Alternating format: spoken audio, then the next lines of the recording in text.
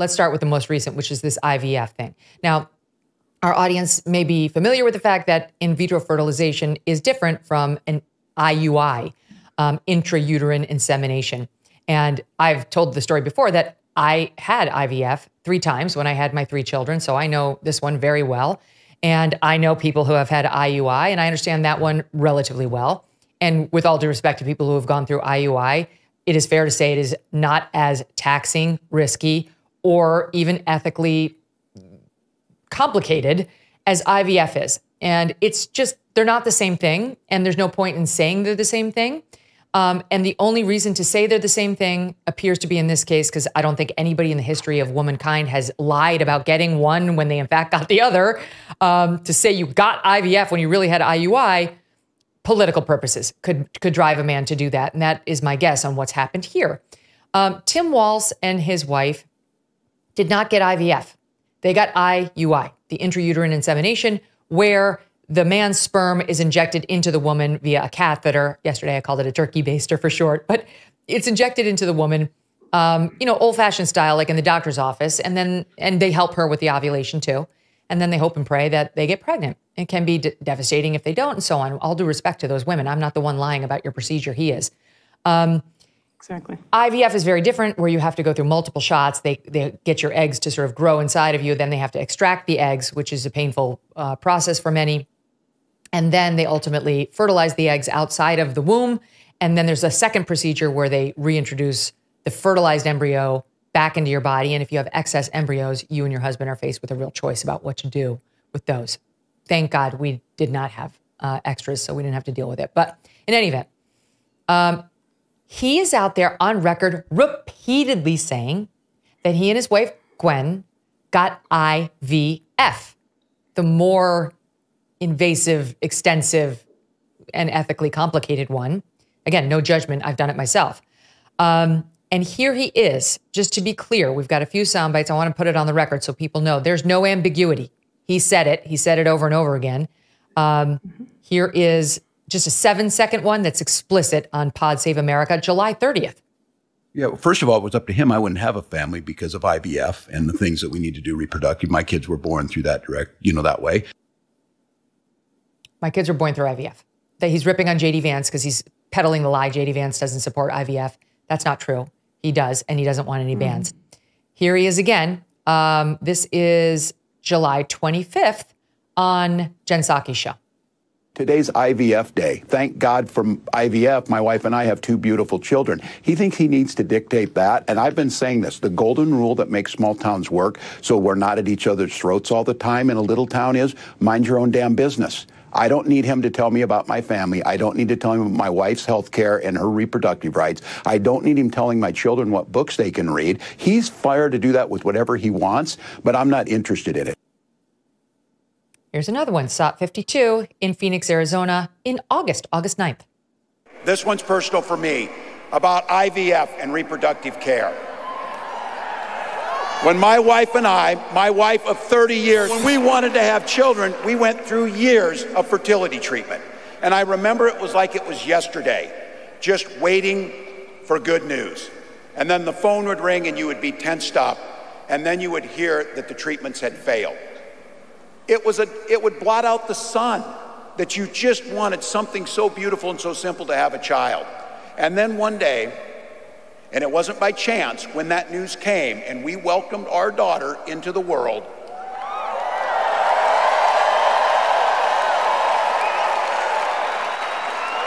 we named her Hope. We named her Hope.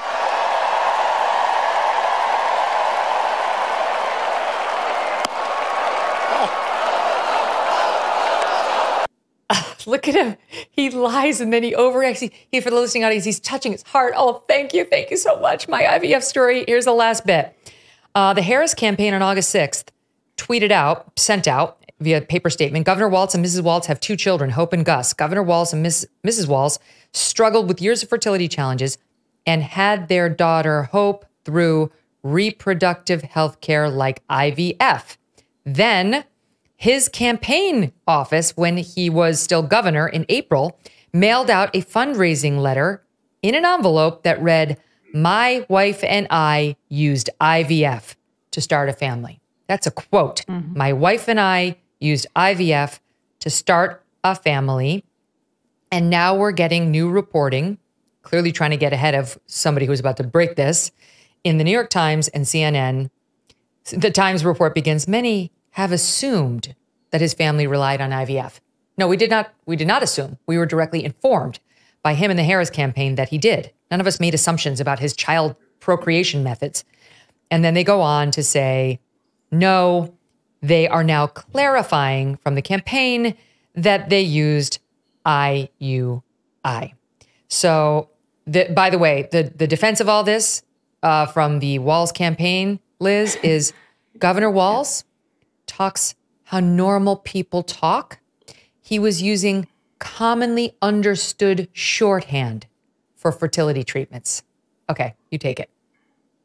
Yeah, just a regular guy. This is how they keep trying to pass him off as. And it's amazing to me, even to watch your clips, Megyn, about how he has so drastically changed just in the last couple of weeks at these rallies and whatnot. This animated character, he's all sort of jazzed up, coming out, bouncing around. I mean, this is a totally different person than I've covered before. It is wild to see this transformation. But that is exactly what they do with him. Wait, that's interesting because I want to get to the IVF stuff, but like the whole, like he's kicking everything around and he's super enthusiastic. That's not how he's been. He's waving it. No, so different. We've never seen this guy before, and that's sort of the fodder among local reporters and whatnot. Many are leading his cheering section. They could not be more thrilled for him as the selection. But for those of us who've actually uncovered a lot of this years ago, saying why is he lying about that? That's the thing. Even with this IUI, IVF, why would you lie about that? And those are the questions. Even the command sergeant major rank. Why are you lying about the rank you did not attain in the military? Even this DUI story that we put out there years ago as well. Lying about how he has hearing loss or how fast he's going, and just so many of these lies that really make no sense. Right. So J.D. Vance picked up on exactly that. He posted on X. Today it came out that Tim Walz had lied about having a family via IVF. Who lies about something like that? Honestly, it seems almost pathological. Like, I understand he wanted to land a political hit on J.D. Vance to perpetuate the lie that he wants to ban IVF. It isn't true. I mean, they're like, he didn't make the vote that you would have preserved IVF. J.D. Vance's vote wouldn't have had this. Actually, that's a different issue. What they're trying to say about J.D. Vance is that that he's against IVF, and they're not pointing to the fact that he supported the Ted Cruz, Katie Britt bill to protect IVF. He didn't like the Democrats' bill. He supported the Republicans' bill. Anyway, so there's the IVF thing. I do want to go through them. We've got IUI and DUI. Do you owe back taxes or have unfiled returns?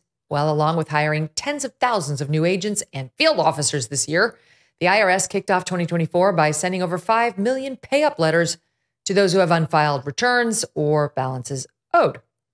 Don't waive your rights and speak with them on your own. That's a mistake. Don't do it. Tax Network USA is a trusted tax relief firm, and they've saved over $1 billion in back taxes for their clients, and they can help you secure the best deal possible. Whether you owe $10,000 or $10 million, they can help you. Whether it's business or personal taxes, even if you have the means to pay, or if you're on a fixed income, they can help. Finally, resolve your tax burdens once and for all. Call them at 800-245-6000, 1-800-245-6000, or just visit tnusa.com/Megyn. Don't let the IRS control your life. Empower yourself with Tax Network USA support and take charge of your financial future. tnusa.com/Megyn. Go there today. Thanks so much for watching. If you like what you just saw, hit the subscribe button for more clips and full episodes.